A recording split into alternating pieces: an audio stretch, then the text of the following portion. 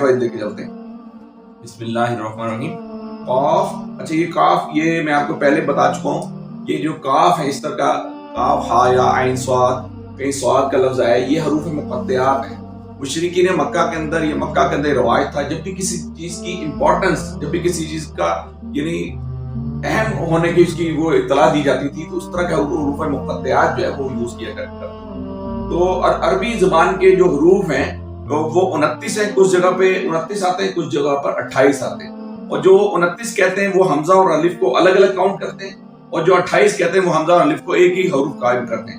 تو ان کے الفابیٹ، یہ ضمناً ایک بات ہے کہ عربی کے جو الفابیٹ ہیں وہ 29 ہیں یا 28 ہیں. آئیے ہم اس کو لے کے چلتے ہیں. قاف والقرآن المجید، قرآن کی قسم کہا گیا، لگا قسم ہے قرآن مجید.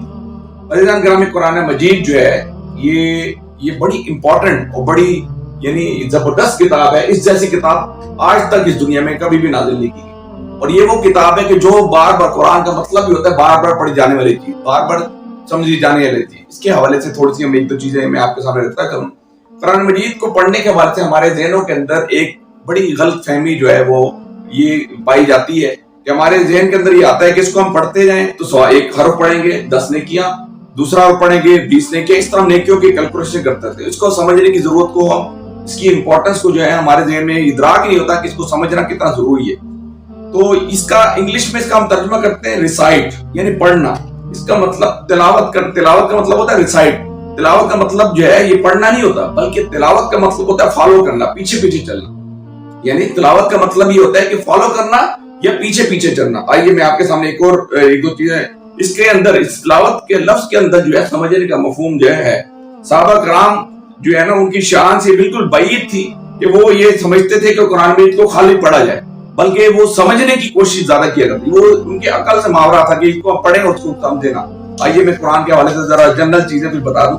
قرآن مجید جو ہے ایک حدیث نبی مہربان صلی اللہ علیہ وسلم نے حضرت ابو داؤد کی حدیث ہے، حضرت ابو ذر غفاری رضی اللہ تعالیٰ عنہ کو ایک دفعہ کہا کہ اگر تم صبح اٹھ کر قرآن مجید کی ایک آیت سیکھ لے، اگر تو، یہ دیکھیے بڑی امپورٹنٹ حدیث ہے، غور کیجیے گا، یہ داؤد کے اندر آئیے. نبی مہربان صلی اللہ علیہ وسلم نے ابو ذر غفاری رضی اللہ تعالیٰ عنہ کو فرمایا کہ اگر تو صبح اٹھ کر ایک آیت کو سمجھ کر پڑھ لے تو تیرے لیے یہ بہتر ہے کہ تو 100 رکعت نماز پڑھے. یعنی 100 رکعت تلاوت کی بات نہیں کی جائے گی، 100 رکعت نماز پڑھے، اس سے بہتر ہے کہ تو ایک آیت سمجھ کر پڑھ لے. اب آگے آئیے دیکھیے یعنی ایک رکعت میں اگر سورہ فاتحہ پڑھی جائے اور کم از کم 3 آیتیں پڑھی جائیں تو اگر 100 رکعتوں، اور اس کے اندر آپ نے درود بھی پڑھنا ہے، تسبیح پڑھنی ہے، تہلیل پڑھنی ہے، دعا پڑھنا ہے، سلام، یعنی بہت ساری مناجات ہیں جو آپ اس کے اندر کرتے ہیں. تو اگر اس کو کیلکولیٹ کریں تو کم و بیش 1000 آیتیں بنتی ہیں. کتنی بنتی ہیں؟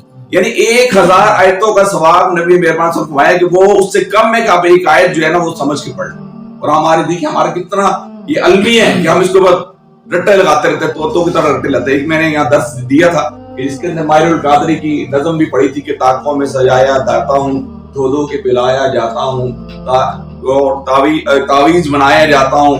یعنی یہ ساری ایک ماہر القادری کی بڑی زبردست نظم ہے، وہ انشاءاللہ پھر کسی وقت پڑھیں گے کہ ہم نے قرآن کے ساتھ اتنا وہ کیا ہے کہ ہم اتنے اوپر اس کا ریل بناتے ہیں کہ اس کے ادب ہم نے اپنے ذہن میں، ہمارے شیطان نے ہمارے ذہن میں اس کا ادب اتنا زیادہ ظلم ہے. یہ کتنا بڑا ظلم ہے کہ ہمارے اپنے گھروں کے اندر ہم اس کو ہاتھ ہی لگاتے. اب یہ موبائل جب سے ہے بالکل ہم نے اس کو چھوڑ دی.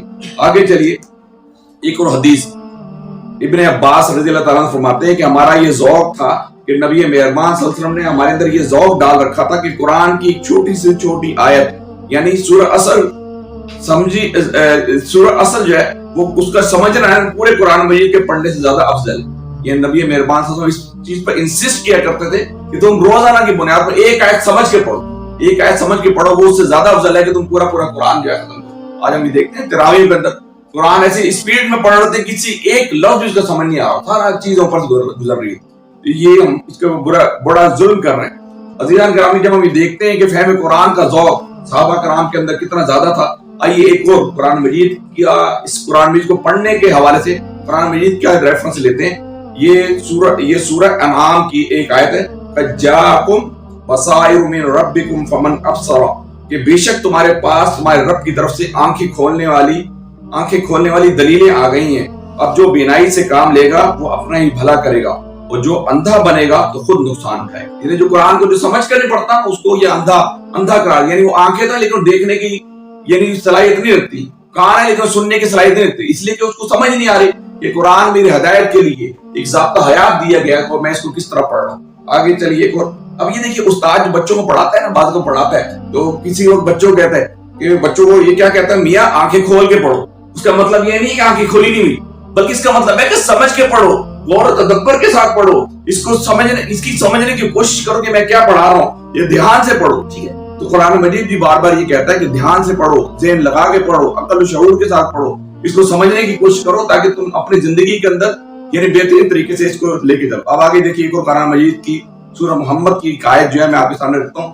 یہ سورہ محمد 47 نمبر سورت ہے اور اس کی آیت نمبر میں آپ کو 24 نمبر آیت پڑھ کے سنوں. افلا یتدبرون القرآن, کیا ان لوگوں نے قرآن پر غور نہیں کیا, یا ان کے دلوں پر کفر لگ گئے ہیں, چڑھے ہوئے ہیں. یعنی وہ کہتے ہیں کہ جو قرآن پر غور نہیں کرتے, اس کا مطلب ہے پڑھنے کے باوجود ان کے دلوں پر تالے لگ گئے, کفر لگ گئے. اب یہ دیکھیے ایک اور میں قرآن مجید کی ایک اور آیت ہے, کتاب انزلناہ الیک مبارکا, یہ ایک بڑی بابرکت کتاب ہے جو اے محمد صلی اللہ علیہ وسلم ہم نے تمہاری طرف نازل کی ہے تاکہ یہ لوگ اس کی آیات پر غور کریں اور عقل و فکر رکھنے والے اس سے سبق لیں.